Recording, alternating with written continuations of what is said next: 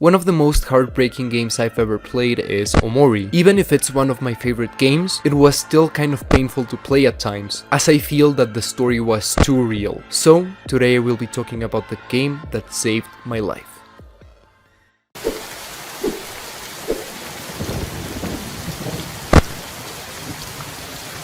Hey everybody, I hope you're all doing great and welcome back to another video by me, Astrei. So, as some of you may know, today's video was supposed to be the 666 subscriber special, but while I was working on it, I noticed that, damn, that's a hard video to make. I wouldn't call myself a perfectionist or anything of the sort. It's weird, but the only thing I truly put my full efforts and soul into are editing and art. I genuinely don't want to half-ass such a special video. I want to make sure I fully do my research and that the video itself comes out good. I am humbly asking you guys to please be patient, and I'm so sorry for not posting that video on time. I actually did post like a short animation to fill in the gaps from video to video, so yeah, please know that I'll be working on it and you know, that sort of thing. But anyway, I'll shut up now and I'll actually start talking about today's video. As I mentioned previously, I'm gonna be talking about a game called Omori. This game is very special to me, and I noticed that for some reason I just have never talked about it in my channel before, so I decided to finally give this game the spotlight it deserves. In this video, I will be telling my experience with Omori.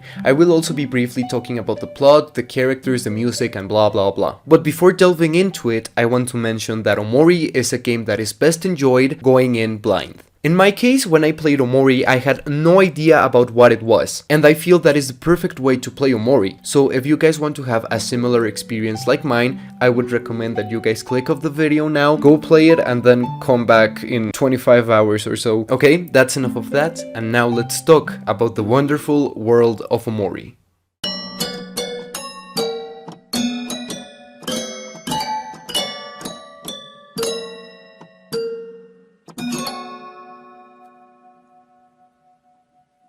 Wow, it's me, Astrei Omori, isn't that cool? Omori was released back in 2020 by the omocat studio, so obviously the game has a wonderful artistic direction. There are many different areas, but the first one that you will be introduced to is called white space. That little guy right there, that's Omori.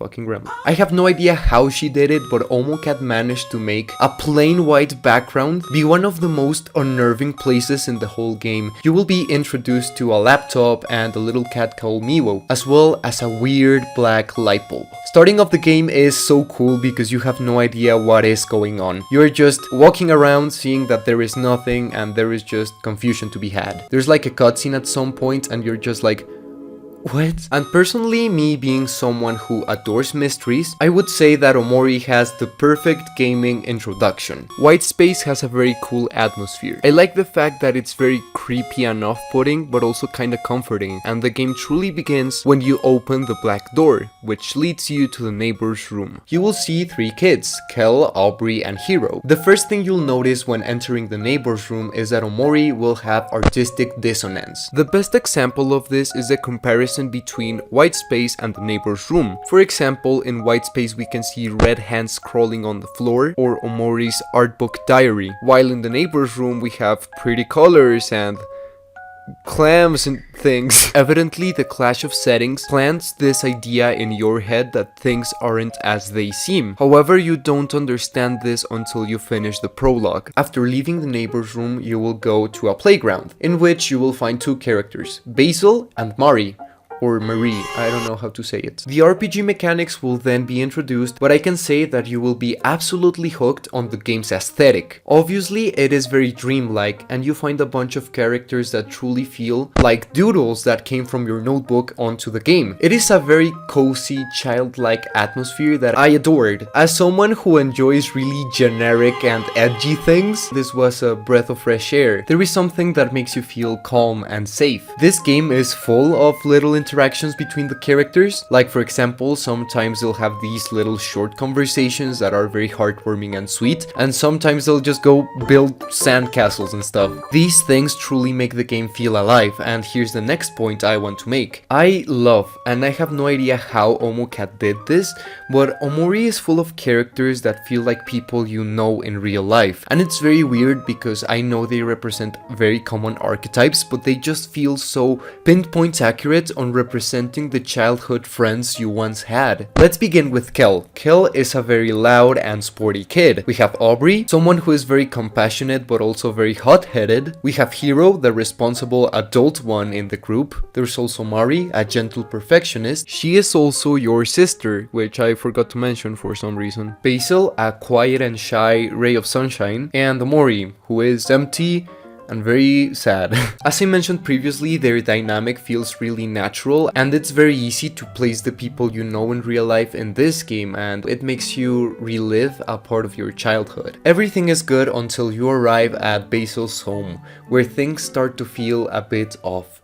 Basil starts talking about things that are just nonsense and you have no idea what's going on, and then he is consumed by the void. At this point you remember that Omori isn't a fantasy game where everything is okay. In fact, this is a psychological horror game. It was such a tonal shift that really threw me off, as yes, I knew the game had horror elements, but damn, I thought it was gonna be like a lot more different. I also had no idea what dream simulators were, so everything about Omori was new to me. Saying that this is the point where Omori gets weird is an understatement, as Basil flat out disappears from reality. So it is up to Omori, Kel, Aubrey and Hiro to try to rescue him. This is the moment where you will now be able to explore the world. You will be able to find many different areas and monsters to battle, and while the game is still full of magic, you know that there is something hidden beneath all of those pretty colors and nice tunes. And this is where the laptop gets some relevance again. There is a game of Hangman hidden inside the computer, and for some reason there's a lot of keyboard letters hidden across the world. After picking up the first letter, you notice that these two mechanics are linked. If you grab the wrong letter, you will see a new scribble appear. And at first I was so scared of this. I tried so hard to understand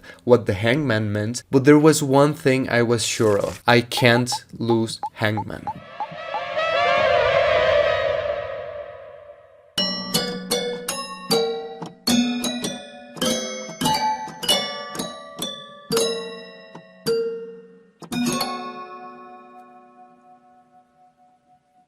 I cannot understate how much of an impact this game had on me, especially the first act. I don't know, it's just so mysterious and amazing. But yeah, if for some reason you haven't played the game but still wanted to hear the synopsis, please click off now, because in my opinion this is one of the best twists the game has, and it's on the very first hour maybe. So yeah, if you have never played the game, please click off now. After some time exploring the world, you will go back to white space. You're stuck once again in the void. However, you now have a knife. A knife you can use to stab yourself with. The first time I saw this option, my jaw dropped. I knew this game contained themes of suicide, but I thought this was a bit too much. The screen then cuts to black, and a weird cryptic cutscene where you see Basil and Omori hanging around some photographs starts playing, and you see Omori waking up.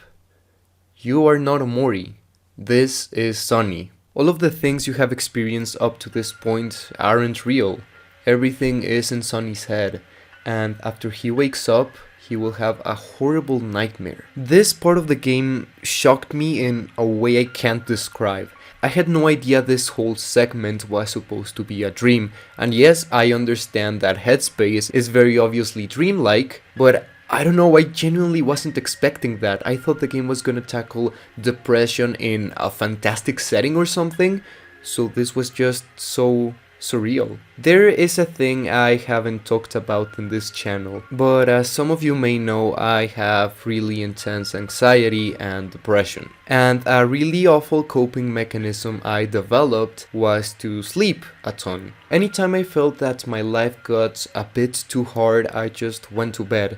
which was weird because when I was a kid I absolutely hated naps and going to bed early. But for some reason that was just a thing I started doing. I was so scared on facing reality and the people around me that I felt that the only way I was truly able to live was via my dreams. My dreams sometimes are a bit too realistic and I always tend to remember them, so for a while that was my life. And when I discovered that Omori was exactly about this, I felt it was too much. It felt so real and intrusive, I felt very overwhelmed. And I didn't mention this at the beginning, but Omori actually took me a full year to finish. Every time I played Omori, I would go and open the game, but I would always come out feeling empty and scared. Not in a bad way, because I did feel like I could truly connect to the game, but I don't know, it just felt too real to me. There was a very traumatic event in Sonny's life. He is what is called a hikikomori. Essentially, he is a shut-in and he has been for years. Sonny became a hikikomori because of a traumatic event. An event that was so traumatic that made his whole friend group disband, and it was Mari's death. Mari committed suicide, and everyone was so confused and overwhelmed that their whole dynamic changed. Kel tried getting new friends to not face the loneliness. Aubrey got upset. She felt that no one was taking Mari's death seriously, so she became a thug. Hiro left town. He decided to become a doctor to prevent people from having the same fate that Mari had. And then we have Basil, someone who was left completely alone. He used to be Sonny's best friend.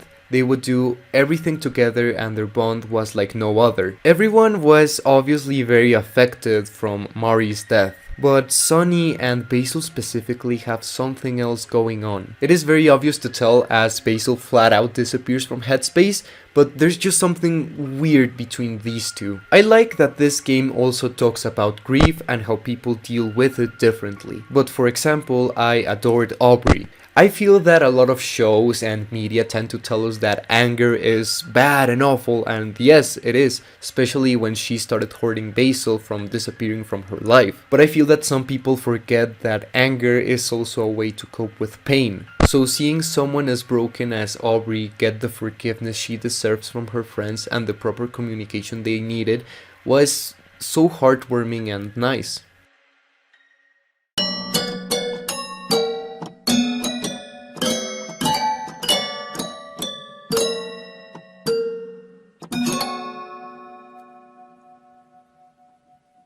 What is the most relatable aspect in Omori? I feel that if you ask this question to any Omori player, they will come up with a different answer. But if you ask me what I found most relatable in Omori, is Omori himself. As I mentioned previously, I share Sonny's method of escapism. I also tend to sleep when things get too tough. But that is not the only thing I relate with. For example, when I was a kid, I was a very happy kid, but I wasn't particularly outgoing.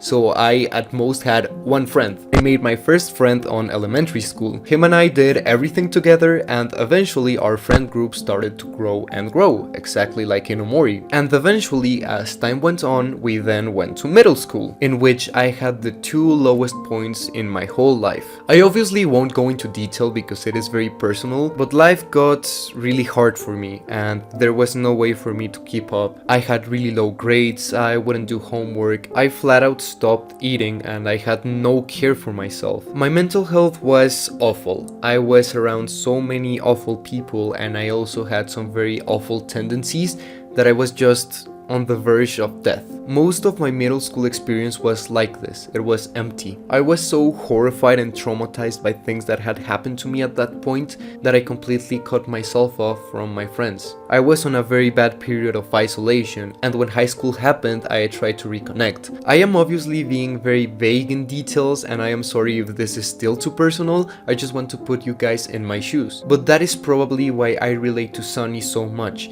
I went through the exact same experience, a period of my life where I was completely suicidal, isolated, and lost all of my friends, and when I tried to come back, I felt that things were already too late. I regret this so much because yes, although I did cut off people who were really harmful to me, I also cut off people who I loved from really stupid misunderstandings, and just now I am trying to reconnect with those I lost. At this point in my life, I wasn't diagnosed or medicated with anything, so it was an absolute pain to deal with. So I absolutely understand what Sunny went through. Isolation is a bitch because it forces you to get some awful habits in order for your brain to get stimulated as if you were around with people. These habits are impossible to break, and they put up a wall around you that feels so comforting, but it drives everyone else away, especially people like Basil.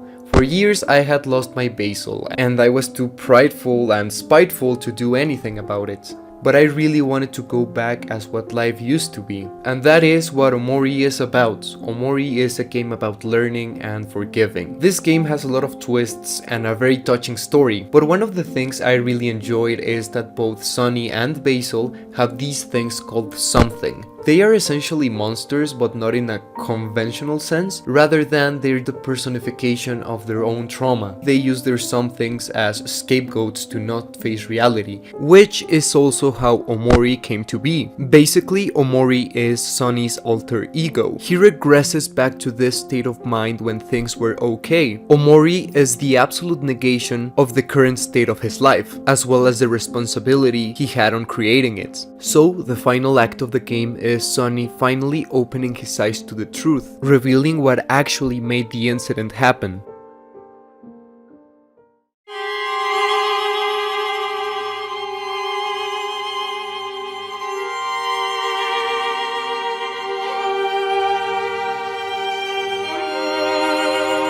I want to talk about the last act of the game. What I like most about it is that its twists are perfectly executed in such a way that they recontextualize the whole story, and therefore it makes your second playthrough of the game feel like it's entirely new. This segment of the game is very heavy, as you will have to fight Basil and then go into the darkest depths of your mind. The keyboard message would display "Welcome to Black Space," which is full of the things Sunny didn't want to admit and the things Omori was protecting Sunny from. And in the end, you will have one of the most emotional confrontations in video games, where you fight yourself, which defies Omori's very own existence. The last battle is Sunny versus Omori, and who gets to have control over his life. This is a very touching moment because it symbolizes Sunny finally coming to terms with the mistakes he did, which is the only way for him to finally move on. He deserves better, so it is something that has to be done. I also forgot to mention this, but Sunny has dissociative amnesia. I've already talked about it a ton in my videos, but here's the definition. Basically, in the game, Sunny doesn't remember anything that happened until the incident, and it is up to the player to try to help him to reconcile with his past